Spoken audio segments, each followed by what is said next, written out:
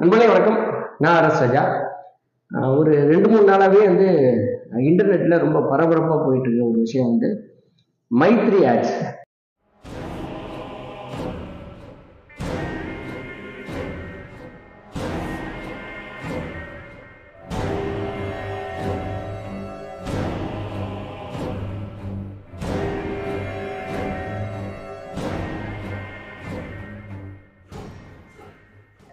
கோயம்புத்தூர்ல நடந்த ஒரு சம்பவம்.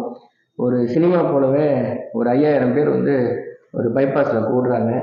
அந்த பெரிய வந்து கூட்டமான மக்களுக்குள்ள ஒரு பெரிய ஹீரோ மாதிரி சிகப்பு கலர் கார்ல அதோட ஓனர் உள்ள வர்றாரு.